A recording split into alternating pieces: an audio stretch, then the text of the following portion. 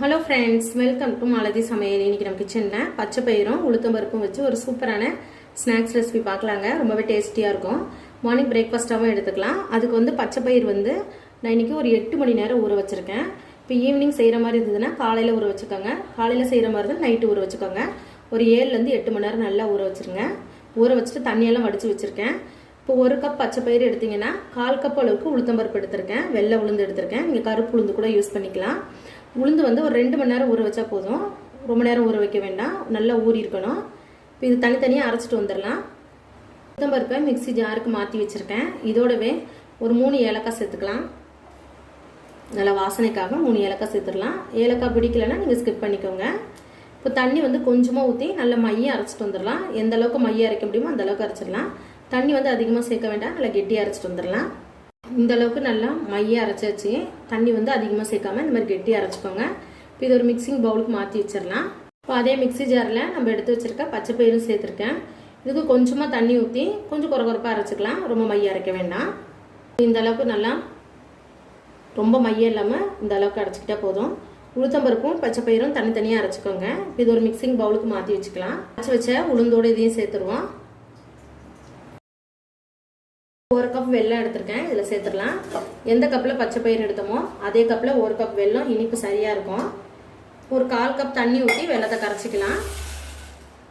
பாகு இருக்குன்னு கிடையாது. வெல்லம் நல்லா கரைஞ்சி வரட்டும். இப்போ வெல்லம் நல்லா கரைஞ்சி கொதிக்க ஆரம்பிச்சிருச்சு. இந்த டைமில் அடுப்பை ஆஃப் பண்ணிடலாம். ஆஃப் பண்ணிவிட்டு இது கொஞ்சம் ஆற வச்சிடலாம்.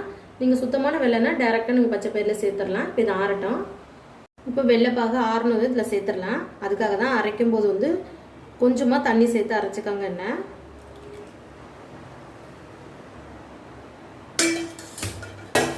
இது மிக்ஸ் பண்ணி விட்டுடலாம். ஒரு பிஞ்ச் அளவுக்கு உப்பு சேர்த்துடலாம். சேர்த்துட்டு நல்லா மிக்ஸ் பண்ணிக்கோங்க. மாவு இந்த அளவுக்கு இருக்கணும். ரொம்ப கெட்டியாகவும் இருக்கக்கூடாது, ரொம்ப தண்ணியாகவும் இருக்கக்கூடாது.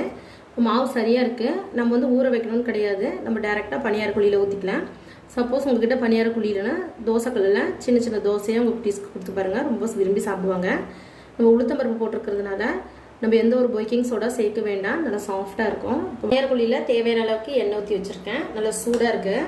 அடுப்பு வந்து மீடியம் ஃப்ளேமில் வச்சுருங்க. இப்போ நம்ம ரெடி பண்ணி வச்சுருக்கேன். மாவு இதில் ஊற்றிடலாம். ரொம்பவே டிஃப்ரெண்ட்டாகவும் டேஸ்ட் ரொம்ப நல்லாயிருக்கும். ஹெல்த்தியாக உங்கள் குழந்தைங்களுக்கு ஈவினிங் ஸ்நாக்ஸை செஞ்சு கொடுங்க.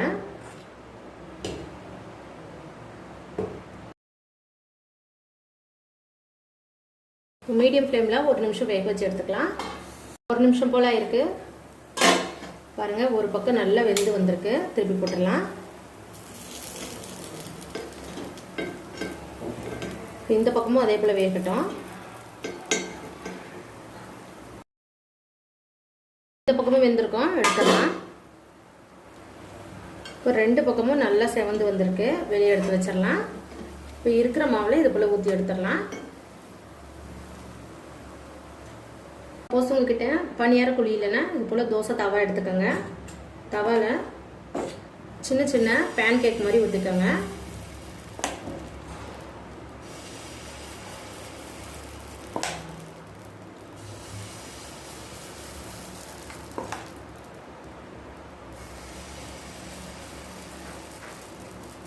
இப்போ இது போல் சின்ன சின்ன பேன் கேக்காக ஊற்றி கூட உங்கள் குட்டீஸ்க்கு கொடுங்க. இப்போ இது ஒரு பக்கம் வெந்து வரட்டும். இதுக்கு மேலே கொஞ்சமாக ஆயில் வேணாலும் ஆயில் ஸ்ப்ரெட் பண்ணிக்கோங்க. இப்போ மீடியம் ஃப்ளேமில் வேக வச்சு எடுத்துக்கோங்க. நம்ம வெல்லம் சேர்த்துக்கிறதுனால அடுப்பு வந்து குறைச்சி வச்சுக்கோங்க. இல்லைன்னா சீக்கிரமாக அடி பிடிச்ச மாதிரி ஆயிரும். இப்போ ஒரு பக்கம் வெந்திருக்கோம். திருப்பி போட்டுடலாம்.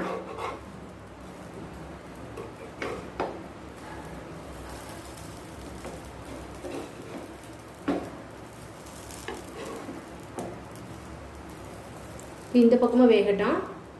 இந்த பக்கமும் வெந்திருக்கோம். வெளியே எடுத்துடலாம். இப்போ 2 பக்கமும் இந்த மாதிரி செவந்து வந்திருக்கு. பனியார கல் இல்லாதவங்க இது போல் ட்ரை பண்ணி பாருங்கள். நம்மளுடைய ஸ்நாக்ஸ்லாம் சூப்பராக ரெடி ஆயிடுச்சு ஃப்ரெண்ட்ஸ். கண்டிப்பாக ட்ரை பண்ணி பாருங்கள். நல்லா சாஃப்டாக இருக்கும். நம்ம எந்த பேக்கிங் சோடாவும் இதில் சேர்க்கலை. நம்ம உளுந்து சேர்த்து அரைச்சதுனால சாப்பிட்றதுக்கும் நல்ல டேஸ்ட்டாகவும் நல்லா சாஃப்டாகவும் இருக்கும். ஸ்கூலுக்கு போயிட்டு வர உங்கள் குட்டீஸ்க்கு கண்டிப்பாக ட்ரை பண்ணுங்கள். பனியார கல் இல்லாதவங்க இது போல் மினி கேக் மாதிரி செஞ்சு கொடுங்க. இந்த வீடியோ உங்களுக்கு பிடிச்சதுன்னா எங்கள் சேனலுக்கு லைக் பண்ணுங்கள், ஷேர் பண்ணுங்கள், கமெண்ட் பண்ணுங்கள். மறக்காமல் malathi சமையலுக்கு சப்ஸ்கிரைப் பண்ணிக்கோங்க ஃப்ரெண்ட்ஸ். தேங்க்யூ.